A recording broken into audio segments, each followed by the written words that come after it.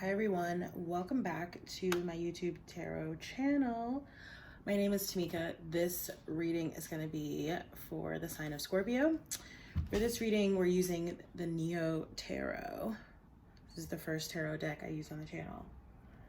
I'm going to be doing a 6-card self-care spread, and we will pull one oracle card at the end for you Scorpios. So if you like this video, please remember to like, share, comment, and subscribe. If you'd like to book a personal reading with me, I am open and available for personal readings. You can do so through my website. All of those details are down below in the description box. Scorpio, what are the messages for Scorpio? Spirit. What is work, angels, ancestors, spirit guides, Father God, Holy Spirit. What are the messages for the sign of Scorpio? I'm seeing the 4 of Cups. That can in fact be water sign energy, which is what you are, Scorpio. The Page of Pentacles. So some of you may be students, or you may be starting something new, studying something new, or something that's just requiring that you learn something new. 10 of Cups, penultimate happiness and stability and love. The one thing I'll show y'all, I'm sorry, not 10 of Cups, 9 of Cups, wish fulfillment. I always get that confused actually in this deck because they look kind of the same. But regardless, 9 of Cups, and I think on the 10 of Cups in this card, it's a single figure. So, right, this is talking about that old trope of, you really have to love yourself first before you can love anyone else, right? That's not to say that other people can't show or highlight the ways in which we're lovable, right? Or that sometimes, some of us, we may forget or question or doubt our self-love or self-worth, value. 4 of Wands, this is talking about stability and commitment, perhaps around a relationship or some type of work situation, or again, around something that you're studying that's leading into something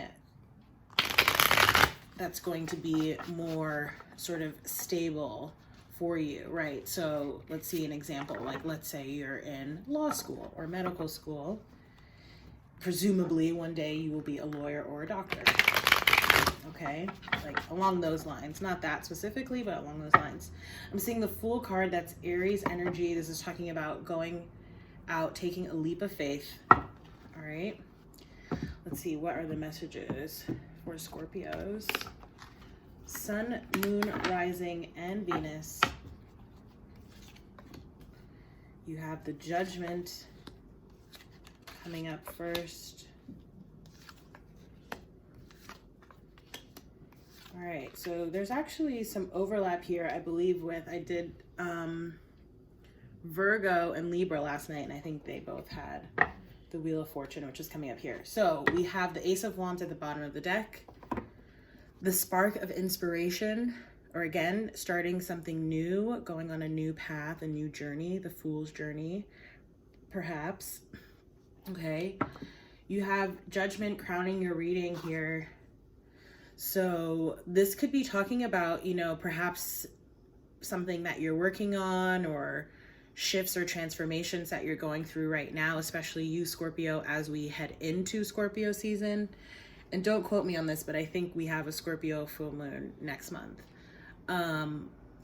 Judgment, this could be talking about sort of universal karma, right? Like things sort of falling into place that were, I don't like to use the term predestined, or prescribed, but sort of along those lines, like things that were meant to sort of happen, or that you were meant to sort of go through or learn in your lifetime, in this lifetime, right? Judgment also talks about our judgments, our perceived judgments of other people, right? And not like, I want to be super careful to like distinguish this from like judgmental, right? Which is like more of an adjective and not necessarily a positive one. Whereas this is just sort of being able to have clarity and judgment over, you know, who and what is in your life and why, right? Like how that is sort of part of the greater plan.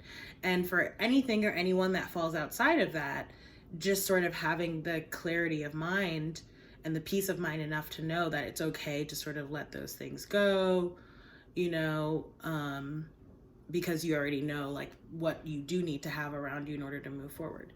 As well, this card is talking about other people's judgment, right? So, which as we already know, not something that you can, you know, we can't live our lives according to the judgments of other people. Certainly not. It's just, you know, we have to live sort of according to our own truth, to the beat of our own drum. Otherwise, we'll be the ones sort of facing judgment from ourselves, right? Or from our higher selves, because we know better. We know what's for us. In this spread is read right to left. In the second placement, you have the Five of Pentacles. Feeling left out in the cold.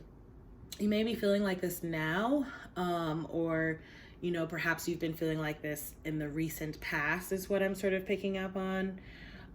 This could be related to a relationship or, you know, maybe some kind of work situation where, you know, something didn't really quite work out the way you would have wanted to. Maybe this is a crumbling relationship, or romantic or otherwise, or, you know, just something that went sort of awry in the material or monetary side of things. This could also be like unforeseen health unforeseen expenses, right? Which could be related to something like health.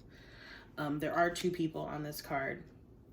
So since this is the self-care tip to try in this spread, I do just like to reference the book. So just give me a second to find the right page. Five of Pentacles. Okay.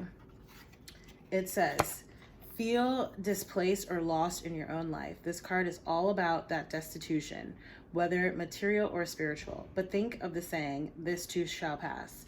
You might be in the darkest part of your story, undergoing hardships and feeling helpless. But just as the sun rises every day, the light will return. The loss you feel now won't last forever. Do what you can to help yourself and look towards allies who can offer hope that echoes your own. Okay, so the self-care tip is light a candle in the dark and think about all your negative beliefs around lack. Begin writing them down, and when you have an exhaustive list, look for the common threads. Are they fear, self-pity? Now meditate on all the times you were safe, fed, and looked after by life. Safely burn your list with the candle, repeating the phrase, I will always be taken care of.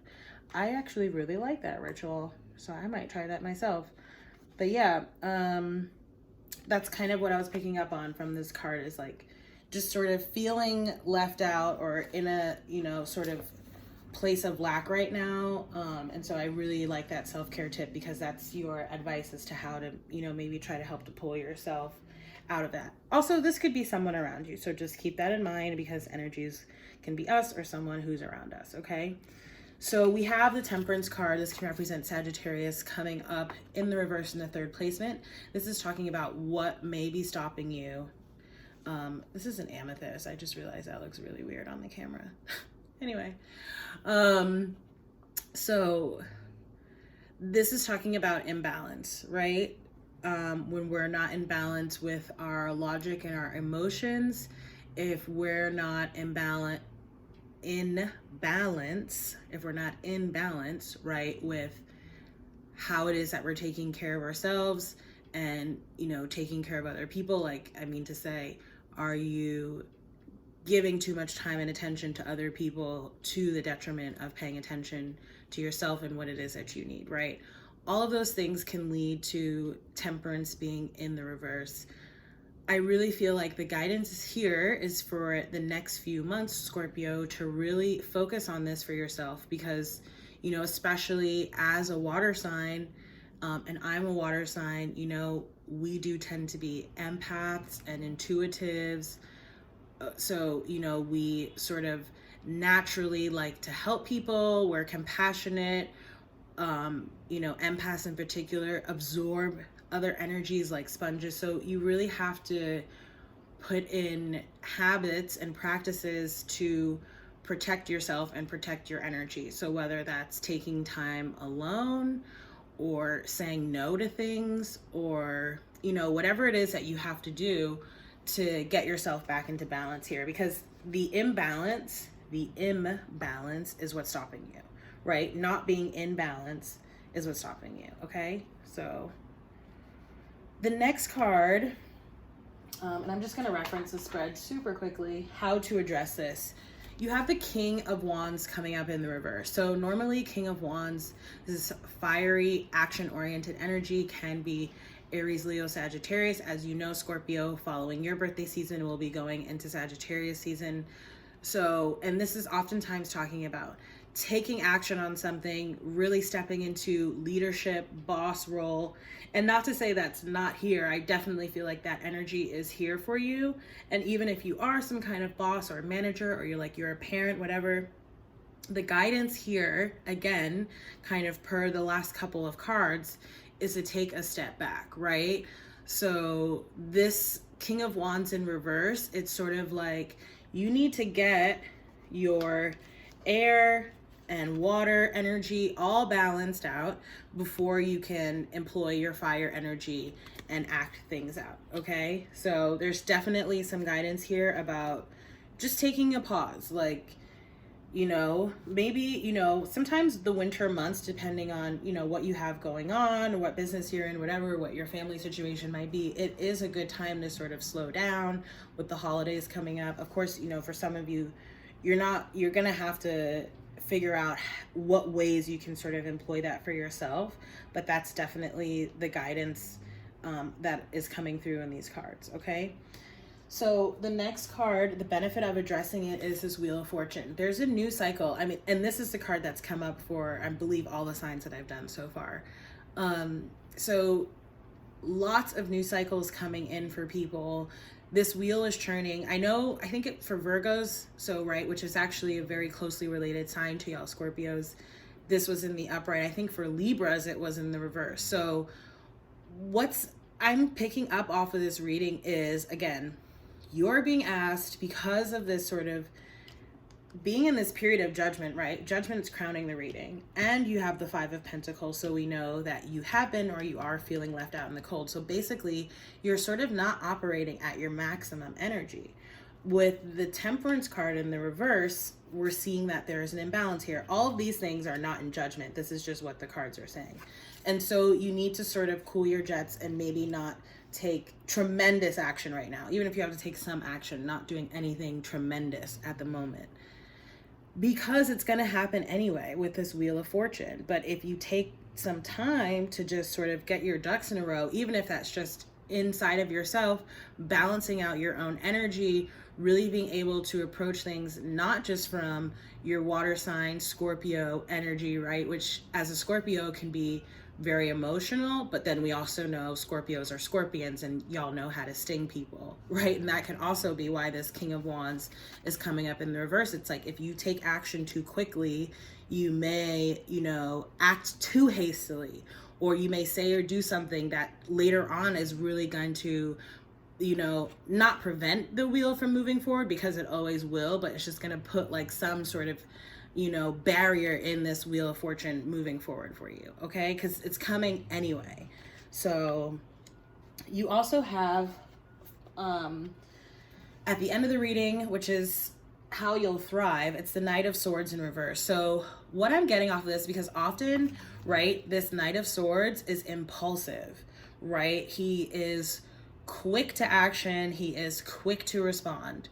And again, that is actually the antithesis of what your guidance is here right now. You're being asked to slow down, to really think about things before you take action on them, before you respond. And so what I feel like this Knight of Swords coming up in reverse at the end of the reading is saying is, if you slow down, you will come into a more balanced energy where you will be able to take action and communicate in a way that is a lot more considered and tempered, which, you know, is maybe not very typical of a lot of Scorpios, but we're going through a time of transformation and transition right now. A lot of us are being asked to sort of elevate and ascend, not just sort of in spiritual ways, but just in the way that we operate in the world, period. How we communicate with people, how we go about doing things, how we assess ourselves and others, right?